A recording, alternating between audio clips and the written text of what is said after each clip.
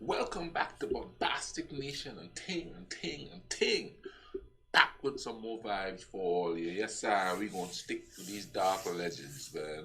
You know, what's the German one earlier? Whoo, Lord, they were throwing down on that one. That was some strange stuff there. This one is called 10 Dark Slavic Legends. So we're gonna check out the Slavic legends, and Europe during the dark ages and stuff, but it's all dark. There's just street lamps and stuff, I guess, or maybe no street lamps, because it took a while for us to start to get street lamps on the island.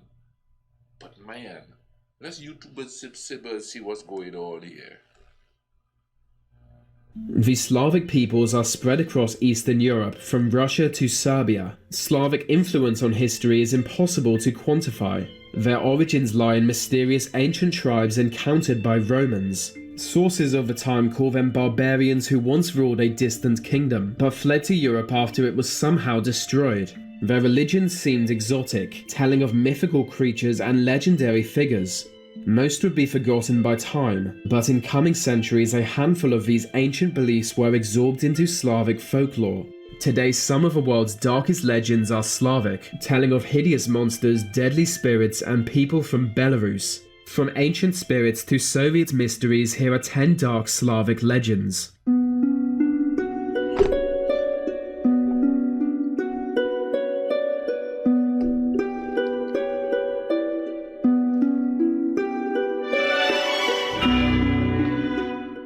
Baba Yaga.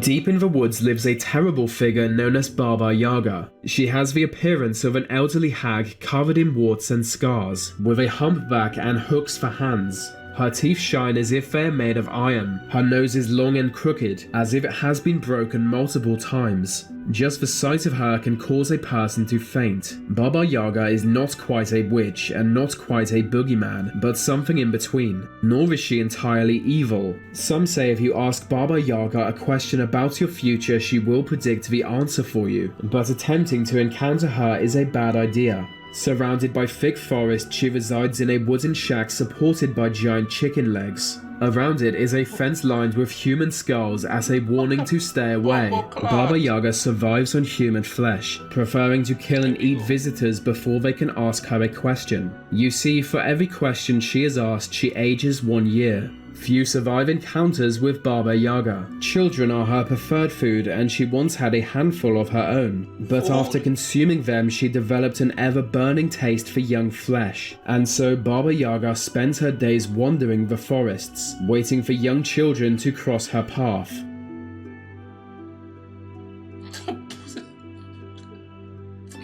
2 centuries ago, a priest in the city of Krakow was awoken in the middle of the night. By carriage, he was taken to a large mansion in the outskirts of the city. On arriving, he was led to a small room at the top of a tower. What he saw inside was a young woman wearing a white dress, and what looked like a corpse covered by a cloth. He was told to perform last rites on the woman, which he found odd as she was not the one dead. But as a public servant, he performed the last rites anyway. As soon as he was finished, the body under the cloth stood up, grasping an axe, and used it to behead the woman. The priest quickly realized the figure was not a dead body, but an executioner, and he had just taken part in a murder. The killing was organized by her father, disapproving of her choice of husband. He buried her in the basement that same night, and each night since she has returned to walk the corridors and climb the towers of her home.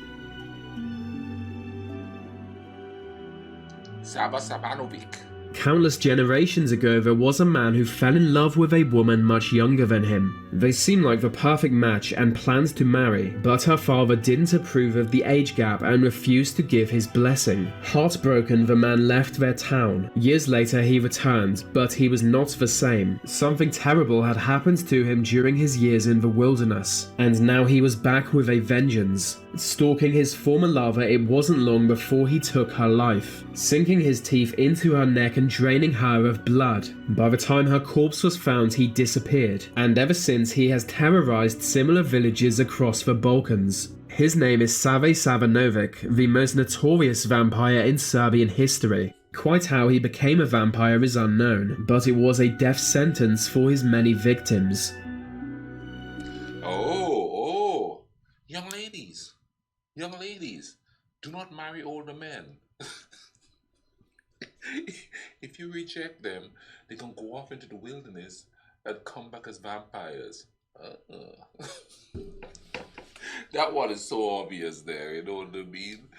Which is kind of odd because back in the day, didn't younger women marry older men? And that was a okay thing? I guess that was a changing of the culture. I don't know. That was crazy. In the Czech Republic is a 13th century castle surrounded by mystery. It was a serious fortification of the time, with a location strategically chosen in part to deter invasion by neighbouring kingdoms, but also to seal shut what locals believed was a gateway to hell. Within the deepest depths of the castle is a seemingly bottomless pit. Before its construction, strange winged creatures were known to emerge from the pit. These half-bat, half-human monsters were known to fly into the surrounding countryside, free to terrorize local peasants. After generations of death and terror, Huska Castle was built to contain the problem. But the pit wasn't actually sealed. It was left open for multiple purposes. The first of such was criminal justice. Local prisoners sentenced to death would routinely be brought to the pit and thrown in, on the understanding that anyone to return from the pit alive would be given a full pardon. But only one man ever returned, and he wasn't exactly thrown in. The pit is too deep and dark to see the bottom of it, even when a lit torch was dropped in. To investigate, one prisoner was offered a full pardon in return for being lowered into the hole by rope.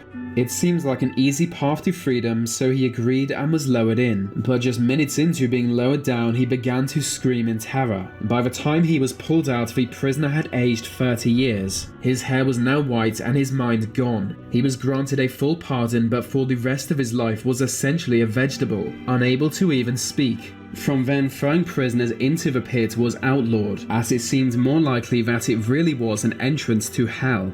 Eventually, the pit was sealed up completely, as it remains today, covered in stone. But stories from before it was sealed remain. They tell of monstrous creatures that would by night fly out of the pit and drag human victims back with them before sunrise, never to be seen again. Man, who comes up with these things? Vodyanoi.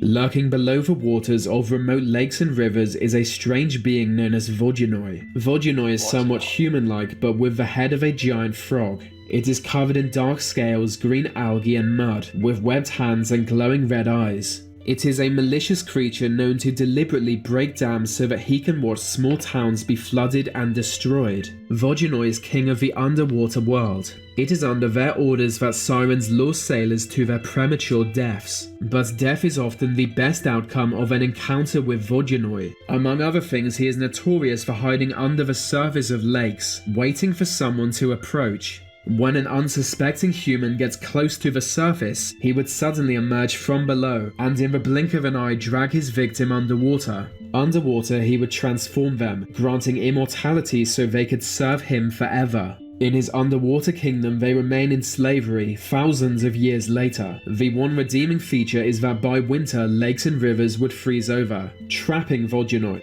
But come summer, no one in need of fresh water was safe from the beast. Uh-oh.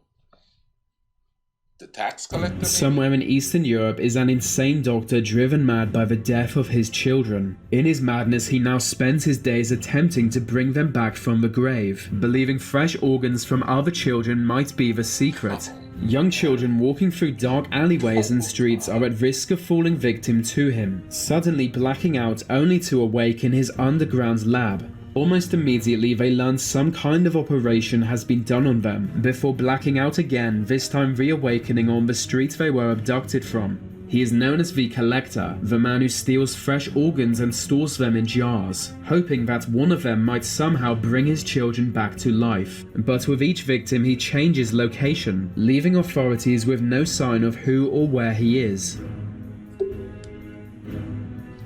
Could it be back then that there was a doctor who was experimenting and trying to find ways to cure stuff? And, he was keeping organs in alcohol or something. And that's the story that came out of that. No, I don't know. This is just conjecture on my part here. Try to explain it. Similar to a vampire in nature is a life form even more dangerous. They are born to human parents but deformed, with 2 sets of teeth and 2 hearts. In ancient times, their second set of teeth was seen as the mark of evil. While still babies, they would be abandoned in the forest. With luck, they would die before growing stronger, but with 2 hearts and a natural aggression, they didn't die easily, more often surviving on the blood of small animals. In time, they would require more blood from larger prey until only human blood will satisfy them. They hunt by night, transforming into an owl to stalk lone travelers, swooping down on them at the perfect moment. What was left of a traveler would soon be identified, if it was recognizable. There is just one way to kill these monsters: behead it and bury the skull separately from the rest of its corpse. Attempt any other means and it will only return. You know, I'm watching this and I'm wondering how many people were killed being accused of being those monsters. I mean, good Lord. You know, they didn't have all of the stuff we had to figure out, you know, that this isn't real. So how many people died believing they're like these monsters?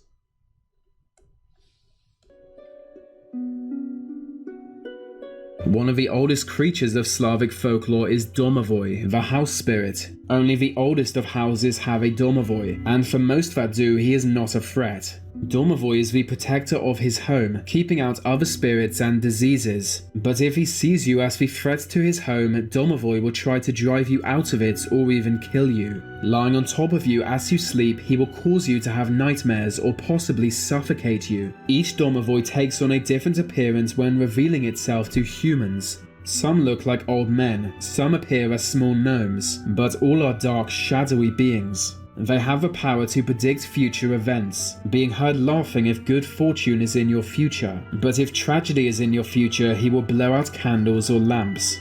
Some houses also have a female spirit known to leave wet footprints on the ground. She must be respected above Domovoi, as her wrath is even worse.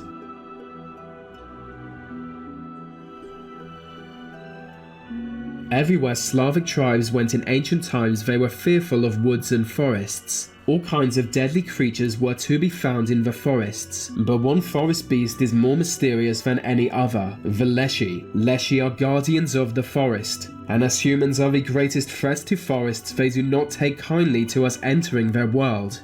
With the ability to transform into any living plant or creature, they lure woodsmen deep into the forest and don't allow them to leave. They can even imitate the voices of those you love, in order to further deceive victims.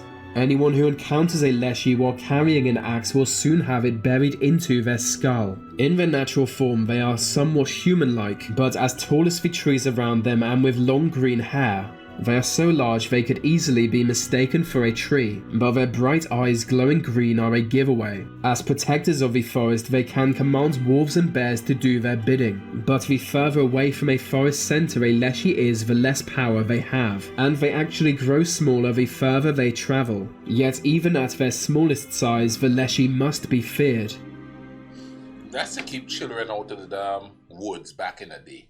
Don't go in the woods. In the days of the Cold War, Eastern Europe was almost entirely isolated from the outside world. Soviet states had their own entertainment, intellectual movements, and industries. The Soviet automobile industry produced moving symbols of Soviet authority. Among the most iconic Soviet cars was the Black Volga, a high-end luxury limousine driven by powerful officials of the state. The mere sight of a Black Volga could cause panic, partly from the possibility it was driven by Soviet secret police, but more due to a dark legend. In the 1960s, the Volga was at the height of its prestige, and it was at this time stories emerged of a maniac using his Volga to kidnap children. The car would appear as if from nowhere, and within 24 hours the first child to see it would disappear. By dawn the child would be dead, their corpse drained of blood as if a vampire had consumed it. Some say it was driven by vampires. Others say the driver was Satan himself, or just a deranged murderer.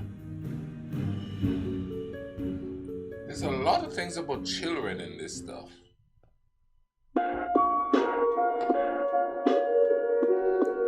Man, I'm telling you, I'm kind of surprised. I mean, I've never heard of any of these before. I mean, never. I'm kind of miffed. This stuff is crazy, dude.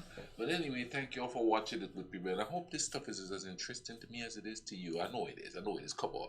You know, you all like your dark stuff, you know, your dark TV shows and stuff like that, you know. This stuff has got to be interesting to you all. But anyway, man, like I said, thank you all for listening. And as usual, I'm going to leave the link to this video in the description. I'm going to leave the link to all the videos in the description. Go to those channels, check out the channels. They have way more than, you know, I'm reacting to. You know what I mean? So go check them out, you know, give them a look. Give them a look and take. And don't go anywhere from my channel neither. I mean, you know, I got lots of stuff. Just click that square there and go check it out, alright? Cool runnings.